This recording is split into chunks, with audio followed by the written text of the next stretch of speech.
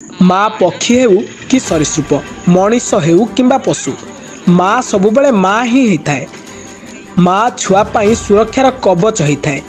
आ माँ आगरे छुआ को कहीं किसी कहीदेउ कि छुआर केथी क्षति हो जाऊ माँ केबे सही पारे ना। निजकू सामना को आणे छुआ को पछकू रखी सबुकिछि सही जाए। निज छुआर जीवन रक्षा करने पाई माँ सबु शक्तिर सामना करिवार सामर्थ्य रखे, जार प्रमाण एठी देखा मिली। तेबे केनाल भितरे पड़ी फसी जाइछि हाथी छुआटीए। ताकू उद्धार करने माँ हाथी सह दंता हाथीर प्राणमूर्छा उद्यम विफल होइछि। किंतु हाथी बा कौन आउ करिपारिबो। हाथी को छाड़ी न जाई जगी रहिछंती दुई हाथी।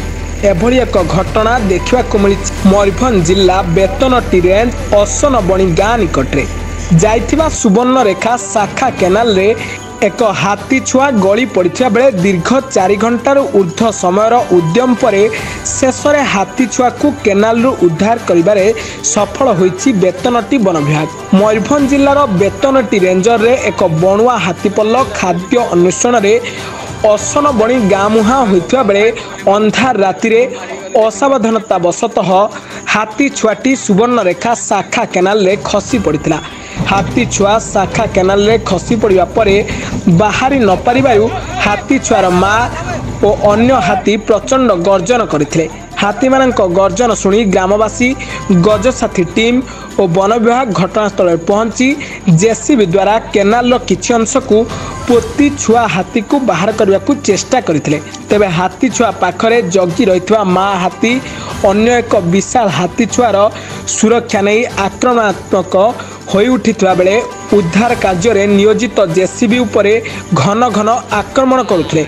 शेष में दीर्घ 4 घंटार निरवच्छिन्न उद्यम परे केनाल भितरु हाथी छुआ को सुरक्षित भाव में उद्धार कराଯାଇଛି।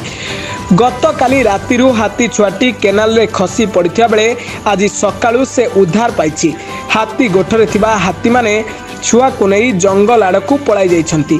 बेतनटी रेंजर वन विभाग कर्मचारी एवं स्थानीय लोके पहुंची हाथी छुआ को उद्धार करथिले। केनालटी पाखापाखि 7-8 फुट चौड़ा एवं 5 फुट अधिक गभीर थिबारु हाथी छुआटी उठी पारि नथिला। मयूरभंजरु सुमंत पात्रଙ୍କ रिपोर्ट ब्लैकेट न्यूज ओडिया।